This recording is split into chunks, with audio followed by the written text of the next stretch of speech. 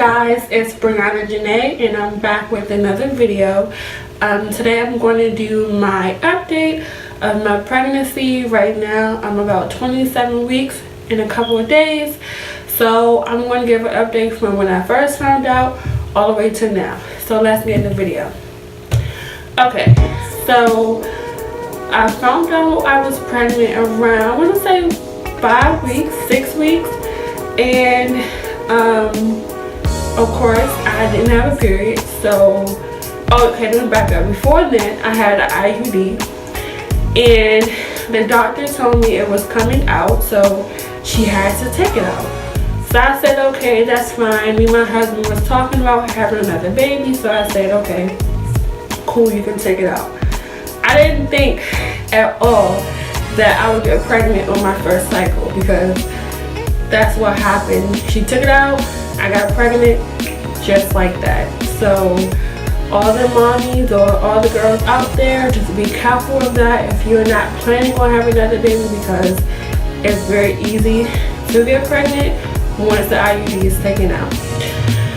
So she took it out and I got pregnant, and we wasn't upset. We was actually really excited. I have a 3-year-old little boy, so of course we really wanted this one to be a girl, which it is. So happy about that. And with him, I was really sick. I couldn't eat, I couldn't drink, I couldn't do much of anything up until I was about 17 weeks. And the same thing happened this time around. I thought all pregnancies were different, because that's what everyone kept telling me, like, okay, all pregnancies are different, you may not be sick, you might feel good. So in my head I'm thinking, okay, I was so sick with him, maybe I won't be as sick. No, I was wrong. I was sicker with his pregnancy than I was my last pregnancy. No, I was not able to eat, I wasn't able to drink. So I became really dehydrated, like to the point I was throwing up everything. I mean, it could be nothing on my stomach and I would still throw up. I was very nauseous. I was very miserable. My OBGYN that I have now recommended that a nurse come to my house and put in the IV, put an IV in for me, and that way I was able to get fluids that way, which helped because I wasn't as dehydrated. However, I was still sick. I wasn't able to eat or enjoy food at all, because it would come back up. So in my mind I'm like, well, I didn't want to eat because I just did not want to throw up, because I would throw up everything. And around this time I was working, which made it even harder to do, because I had no energy. I was just really nauseous all the time. I couldn't eat, I couldn't drink. So I took off from work for about 2 weeks because I couldn't. I mean, I got so bad to the point that I actually went to the hospital when I left work, because I just couldn't. I was really dehydrated. So that kind of prompted my doctor to have the in-home nurse come in and give me an IV, which really saved me. And I really think if you guys have the option to do that, I feel like that was much better versus going to the hospital and sitting there in the emergency room for hours just to get the same thing. We can have it at home in the comfort of your own house. So what they did was they put a port, like a IV port in my arm, and they sent like a whole, boxes of stuff to my house, which was like IV fluids, some other materials I can't really remember now, and an IV pole. And also I had to weigh myself, and they will call me every morning to check my weight and ask me how many bags of fluids that I give myself that night. And so they kind of was on call 24/7. So if you needed help or something wasn't going right, you was given a number and you was able to call and talk to a nurse.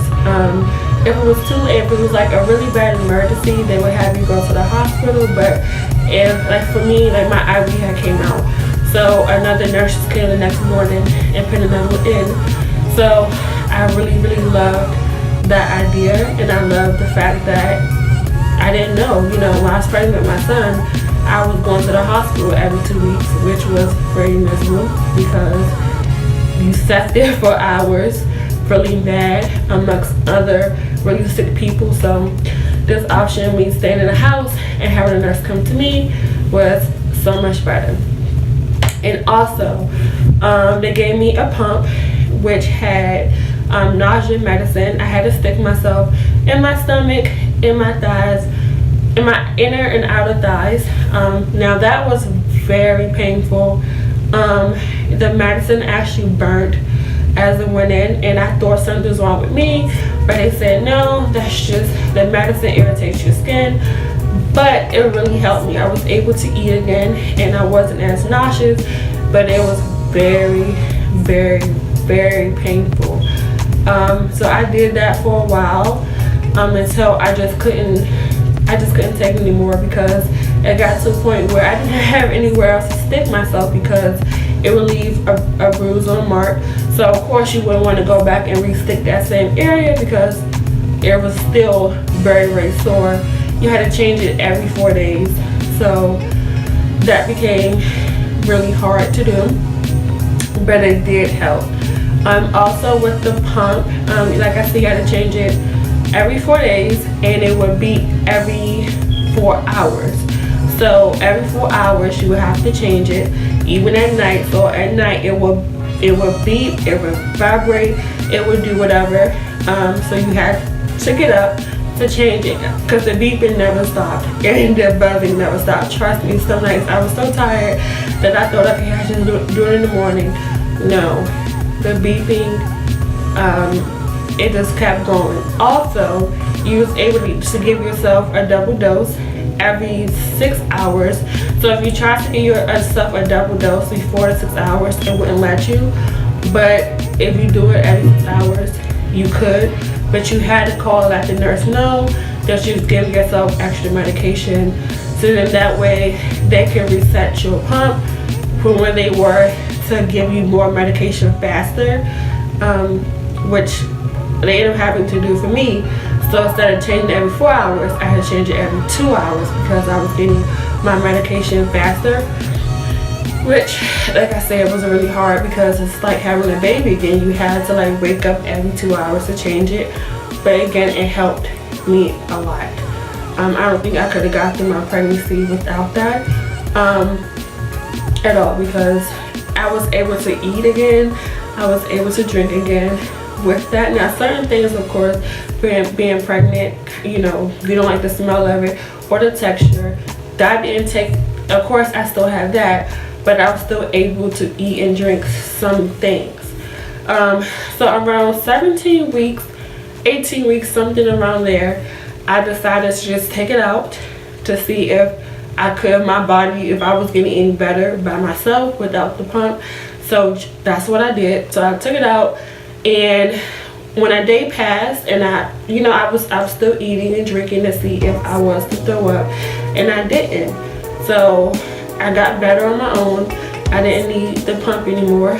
So what I did was I took the pump and I sent it back to them, and I let them know I didn't need help anymore. So around 17 weeks, 18 weeks, that's when I became good again, and I wasn't nauseous and sick. So that's a long I felt like I was going to be sick for an eternity, because I was sick from week 6 all the way to like 17, 18. So you guys can do the math. You can see how long it is. That's a very long time to be nauseous and sick like that.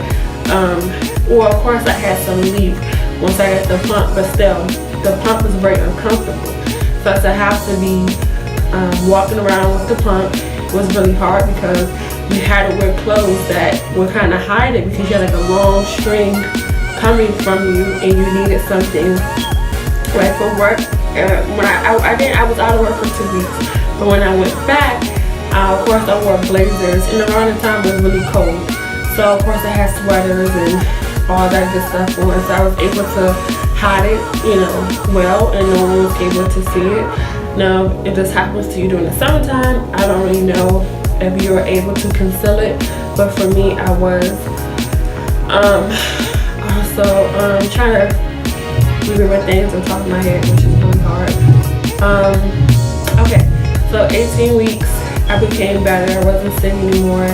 I was able to kind of go back to my regular, you know, self. I just got, you know, bigger. So fast forward to about now, I feel fine. I have energy. I'm okay.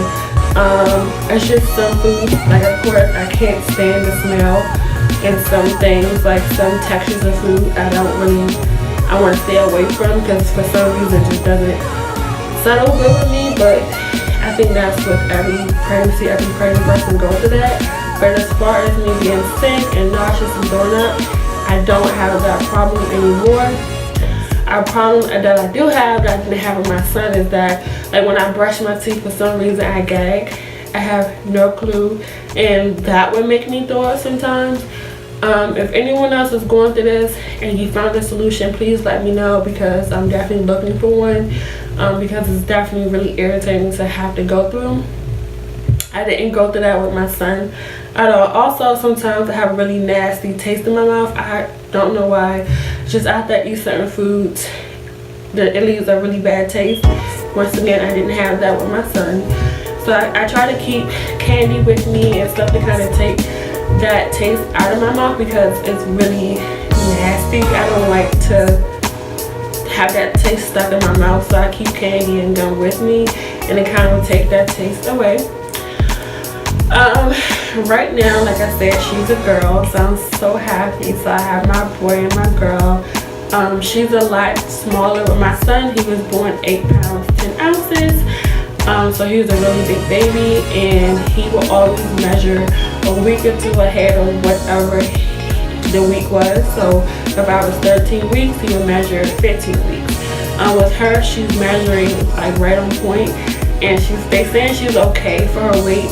Right now at 27 weeks and some days, she is 2 pounds, and she kicks a lot, not as much as my son. My son used to kick all the time. She kicks more at night or when I lay down, and that's when I can feel her the most. Also, I got a 3D sonogram done, I want to say last weekend. It's so crazy because she looks just like my son did, and Rich looks just like my husband. So I was kind of sad because I wanted my daughter to look just like me, of course, because my son looks nothing like me. He just acts like me, which, you know, he has my personality and my husband's whole face, whole body, whole everything. But I guess I can just wait and see. You know, hopefully my daughter comes out looking just like mommy. Of course, I think that's every woman's want and dream, for their daughter to look like them. But yeah, and oh yeah, as far as my weight, I think I was like 168 the last time I went to the doctor. I was 168 pounds, and you know, I'm not really too like, I don't want to say I don't care if I gain how much weight, but then again, like, I don't regulate what I eat. I eat until I get full, and that's just that. If I have a craving, I eat it. If it's ice cream, I eat it. If it's cookies, I eat it. I just, you know, I've never really been like that anyway. So I think being pregnant, you know, once I have a craving, I have to have it. I don't have cravings a lot, but when I do, it's like, okay, I have to have it. Don't care if I just cook the whole dinner. If I want Chipotle, I have to eat it, else I'm not satisfied. Nothing else tastes good. Everything else is disgusting. I have to eat it. And once my craving goes away, then it's like, ugh, I don't want it no more. I'm over you. I'm done. Whatever. So, yeah. So, what else can I tell you guys? My body has changed, of course. I feel like my neck has gotten like darker, and like, this may be TMI, but like, of course, like the nipple area has gotten really dark, and yes, my boobs have gotten bigger.